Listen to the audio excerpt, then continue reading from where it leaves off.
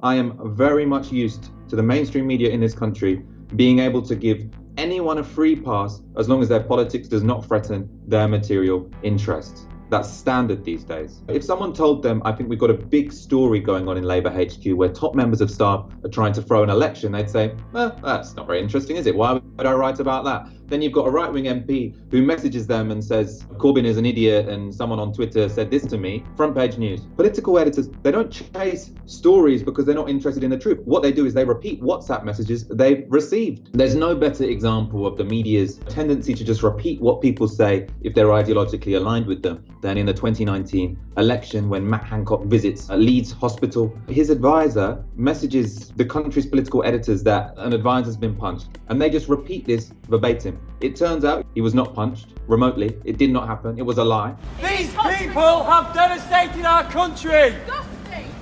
I pointed my hand there, you walked into it. But that was broadcast to the whole country by Laura Kuenssberg, Robert Peston, by Tom Newton-Dunn at The Sun, by Paul Brand at ITV. All of the country's main political journalists were happy to repeat this verbatim.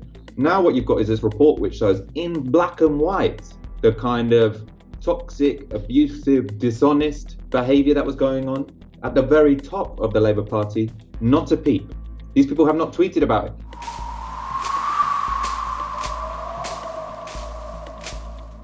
Now you've got to imagine what kind of story this would be if the people saying these things weren't the Labour right, but it was Jeremy Corbyn and his allies. You can bet that would be a big news story. It would be another reason to say these people were scum. They should be condemned to the dustbin of history. How many times was it said about Jeremy Corbyn, our problem is the culture, our problem is the bullies in that movement? And yes, on Twitter, you have some arseholes saying horrible things from every side. But these people were senior members of staff, laughing about black members of staff who were subject to racist and sexist abuse. Senior members of staff who were joking about members with mental health difficulties dying in fires. You've got to compare this to how the media 2 years ago reported comments in a Facebook group by people who had no jobs in the Labour Party, people who potentially weren't even Labour Party members. It was front page news. Give me a break, saying the problem with the left is the culture and the bullying. These people are sociopaths. These people are not moderates. These are extremists.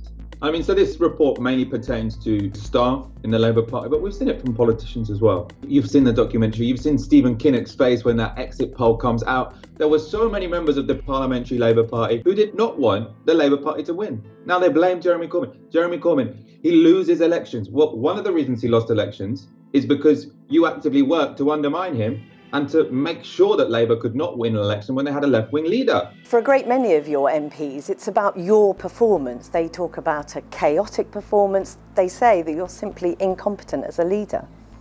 How unkind of them. I mean, what's most tragic about reading this document is when I think of the hundreds of thousands of people who joined the Labour Party when Jeremy Corbyn became leader.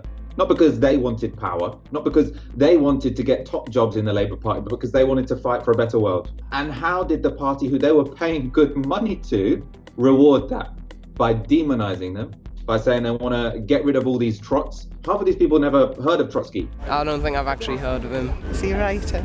I'm on Facebook, I'm on Twitter. Never heard of that in my life. So the people who come out worst in this, the people who clearly believe in nothing, who are there just to protect their careers, who have a visceral hatred for people who are trying to make the world a better place, they were the people who rose to the top of the Labour Party when it was not a mass organisation. These people don't represent ordinary people who want to fight for a better world. These people rely on having a small party with little participation, with no accountability. They hated Labour being a mass membership party, and more than anything, they hated democracy. So you stay in the party because that's what they don't want you to do. And don't just make sure you stay in the party. Get involved and demand justice, because unless there is some accountability here, then this can happen again. What this report has shown is that the mainstream media are not interested in covering the truth. They haven't been over the last 5 years, and they still aren't now. That means it is more important than ever to support alternative media like Double Down News. No one makes better viral videos than Double Down News, so join Double Down News on Patreon.